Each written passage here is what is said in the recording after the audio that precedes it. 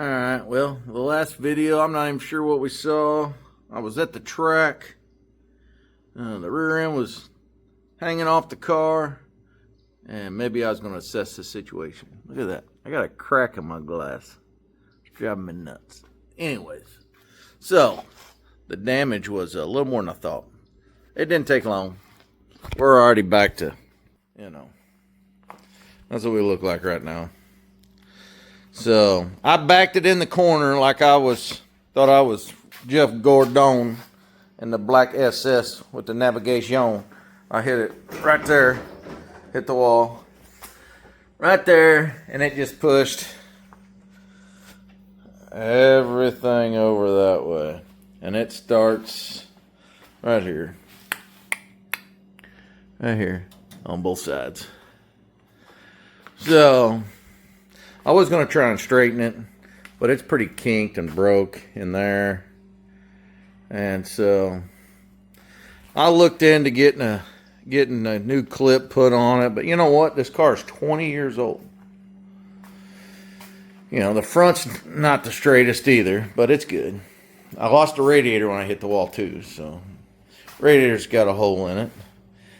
But it kind of stinks because, man, I got all this new brand new front suspension. Brand new front suspension. It's got 2 races on it. Brand new quick change. 2 races on it. Well, brand new rebuilt by PEM. And the only thing used off the old one is the 2 bells. The center section's even new. The 2 bells, the cover, and the hubs. Everything else is brand new. The good old crate's only got 10 nights on it. My Bren's only got 10 nights on it. So it's like, I got a lot of good stuff on here. I just got an old car. And am I willing to buy another radiator, get a rear clip, put on an old car? Because this year's probably it anyways. But I've said it before, but I really feel it now. I said it earlier. Before this happened, I said it to Brenda. And so now it's like, I don't feel like going out and buying another frame. And so, my cheapest route would be to have Rusty put me a rear clip on it. Which I'm just going to sit and wait. I'm not going to make a decision right away, but, put another $1,500 in it to put it back together now. Just to,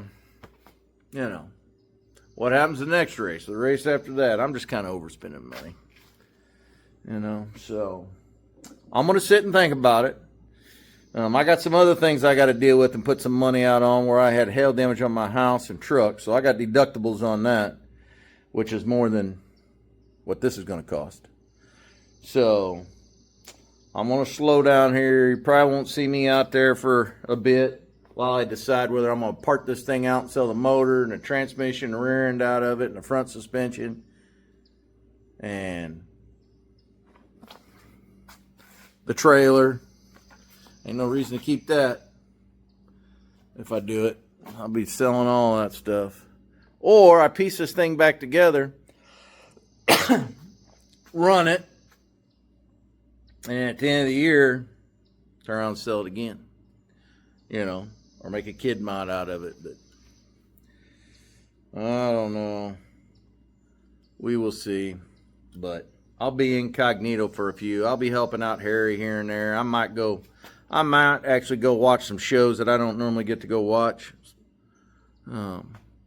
Because of racing. Excuse me. So maybe I'll go catch some shows, some race shows, some big shows, while I figure out what I'm doing here. But in the meantime, I got to thank my sponsors. They didn't get a fair shake this time. I'm going to make it up to them, or,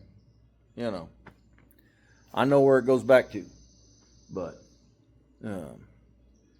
Gibbs Painting, B2D's been manufacturing's been one of my sponsors since I've almost came back from B-Mod Racing, except for, they've been with me for a while. James and Brad, they're awesome. I feel bad for those guys. I'm not giving them their money's worth this year. and Equity Real Estate, Mike, Wakirka, and my brother Mark. He's been giving me some good, putting time in, making all this 3D printing stuff. I'm letting him down. And so, yeah, wanted to represent the dirty right rear this year. I right reared it all right. It's all nice. The quarter's all flat now, but it won't go back in the car, right? And Jim always doing my wraps. Doing a great job. But I got a cool wrap now. It'll be pretty clean hanging on the wall if I'm done with it, except for rim. He's got a rub on him from Farmington Saturday night. But I don't know if this is it or not, but I'm like 90%. It's just whether I'm off. I don't know what I'm going to do. My wife said I need to stop, don't do anything, and just wait and pray about it. So that's what I'm going to do. You know, then I'm going to pay for this house to get fixed and my truck. And, you know, never know. I might have to swap this enclosed trailer out for an RV or something. But, yeah, I just figured I better throw this on the end of my video because now I'm rambling. I'm 6 minutes in. But probably won't be no videos for a while. Which is, you know, not too many people are going to notice. But that's all right. I do this for the kids. So, kiddies, this might be Peepaw's last go-around. Maybe, maybe not. So, we'll see what the good Lord has in plan for me. Peace out. I know, I almost disappeared again. Well, actually, my last race video is probably going up late. I haven't got it up yet. It's July 1st. Maybe I'll put it up today. Last time I raced was June 14th at Farmington. And, anyway, so that video's getting ready to go up. Even though I've been busy getting back from vacation. I got storm damage on my house. So I've been dealing with claims on that. They're getting ready to get started on that. So racing's been in kind of a back seat. But I backed it in the wall there at Farmington and pulled it in the infield. And I didn't pay any attention to that night. I just thought I might have knocked the decking out of it. Didn't even look at the fuel cell brackets that were bent over about 4 or 5 inches. And so then I dropped the trailer door 2 days later, maybe, and I saw that the rear end was pushed over. So after a closer look, it was basically behind it was basically just the tail of the chassis. Basically the fuel cell area was pushed over, but it was pushed over and down. And I was really contemplating, like, man, do I just pull I got a rear end with 2 nights, a transmission with 10, and a motor with 10. Just pulling it out and, you know, putting it up for sale. And just maybe moving on, because I was like, I don't want to spend. Well, I lost a radiator also. I think my fuel cell's okay, but I was like, man, this is going to cost me probably, you know, pushing $2,000 to fix this. And, but, you know, or if I go buy just a decent old roller, you know, that's going to cost you $4, $5, $6,000. That's just for, you know, basically put me back in almost the same situation I'm in. You know, and it's like, well, is it worth fixing a 20-year-old car and putting a rear clip on it? And so anyways, I thought, let me just see if I can work a little magic. So I took the old car, I chained it to that tree. Here, let's take a look. Anyways, you know me. I chained it to that tree right in front of where the fuel cell, or where the bars start to bend. Back here is where it started to push. All that got pushed over. That's where it started. So I chained it here, across the car to the tree, and pushed it out. Of course, I could get it all the way straight, but by the time it would relax, you know, it'd come back at about an inch, half inch. So that's about as close as I'm going to get it. My poor Porter Power. I was about ready to blow the seal out of it. And so now I got to make I'm going to take the fuel cell out. I'm going to make a new bracket there because those are all busted. And I need to go through all my welds because I got stress cracks in them. while the fuel cell's out. I'm going to do a little rear suspension change in here, weld some different brackets on, but that I already have. But yeah, it was pushed this way and down. I mean, the back bumper was darn near dragging the ground, which that bumper's a little low anyways. I wish it was a little shorter. Need to get on Rob about that. Tell him to make me a shorter one. But anyways, the car's pretty close to being back to normal. So I gave her a wash. Getting ready to start putting her back together, but I gotta get a radiator for it and go through all my welds, weld me up a back bracing piece for my decking. The back, yeah, I guess it's a brace for your back decking. I always want to call it a T-bar, but it's really not. It's half of an 8, or I guess it kind of is, but it's got 2 legs with the bar across the top. Anyways, I gotta make that, make a new fuel cell bracket on the back side, and start piecing her back together. I think we'll be okay. Good enough finish out the year. And you know, I should have videoed the porta potties. My wife was telling me, she took a video of me calling me a redneck or something. You might be a redneck if you got a race car, change the tree in your front yard. Yeah. But hey, it's not the first time I've used a tree to straighten a car out. And it works, you know. That's my jig. There's my jig. There's my tire demon. You know, got to be resourceful if you don't like spending money. But when it's all said and done, it's got to be competitive. Otherwise, I just move along. So I think we're all right. So I'll get a little video piecing her back together. I'll put all this together, and then hopefully after that, maybe in 2 weeks, this 4th of July weekend, I've got too much going on. I think Peevely's running, Farmington's not. But I think the week after that, I should be ready to go. So, time to start putting her back together. Well, fuel cell's out. I got it rolled up there. So I just got to fix all this bracket. It's broke there and there. Needs all that. So I'm just going to cut that out, I think. Re-weld new ones. Everything else looks okay. And then go through the car. Check all my little weld, my stress points. I know there and there. I already welded a little bit. I got a couple of stress points there that check the top of my halo, those down tubes. Make sure those are good. Wire wheel them and see what they look like. And then I'm going to start putting her back together. But, you know, look, she's pretty straight. She's pretty straight. It was like this. So, doesn't look terrible. You know. So, and it might have just been the fuel cell bracket that was left bent. I just know that I could push the car. You know, when you're using that porta power, it relaxes a little bit when you let off, and I was pushing it until it was straight up, and then the old guts of the seal of the porta power wanted to start leaking a little bit. I was asking a little much of it. So I just said this is good enough. So I'm going to go through it, get everything all welded up, get a radiator for it, get the fuel cell back in it, and start putting her back together. Ride her out a little longer. All right, we're back. We're back. Got the car washed. Got it in the garage. Got all my welds done. Got my bar made there. And got the new radiator in, which I've already got the hood on. We got the new radiator, some new hoses.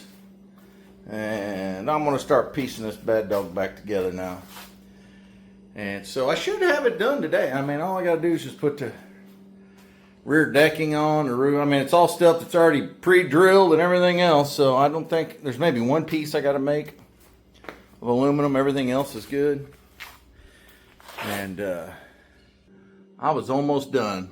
I was like 85% just selling out. And my granddaughter right here Willow, you know, these kids, she was pretty sad I was quit. They were all giving me a hard time. My daughter, my kids, my grandkids. And anyways, Willow wrote me a letter saying that Peepaw, if Peepaw quit racing, he was going to lose his spark. She was afraid I was going to lose my spark. And, oh my gosh. So I was like, well, here, if I can put this thing back together without costing too much and, you know, give it a good shot at finishing out the year, and we'll see where it goes from there. But, yeah, her letter, man, I was like, crap. What am I going to do? I guess I got to at least try. So, after she wrote me that letter, that's when I went and chained it to the tree. See what I could do. I said I could be the Peepaw that has a spark of, you know, doing other stuff. But she's like, you're the Peepaw that races. I can't do this forever, so at least I'm going to give them a heads up. They were all bummed out, but hey, they're going to know at the end of this year where there's going to be a hard look.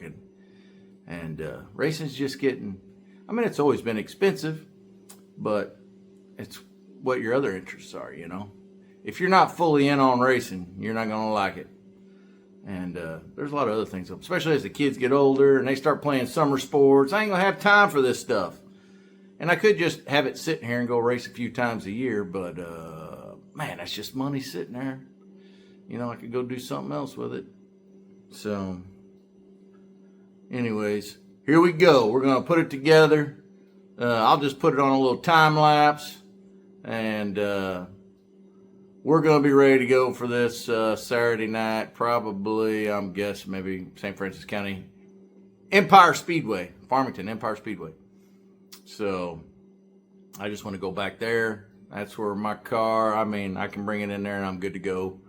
And I changed a little bit on the suspension because I changed a little bit over the winter anyways. And I've only ran twice. I ran Doe Run one night. Yeah, it was okay. I ran Farmington. It was better in the B main. And the A main, it was real. I think it was pretty good in the A main. I just had nowhere to go. I mean, there was just nowhere to go. But I know it needed a little fine tuning. So I changed it a little bit. And we'll see what that does. I want to go back there and make sure she's good, and then, you know, maybe make a trip to Benton before the year's over with, and Doe Run, Farmington, wherever, Peevely. So, and who knows after that? But we got to keep it together first. So, hopefully this fix will last a little bit. And I'm going to get her back together. I done got all the panels power washed because when I washed the car, that stuff was off the car in the trailer.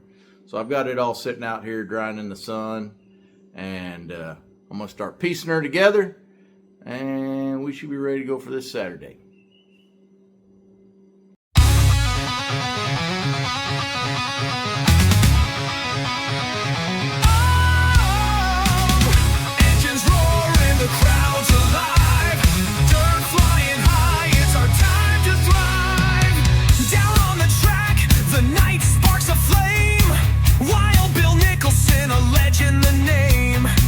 Speeding through turns, the dirt flies like a dream, but it's his daughter Brittany.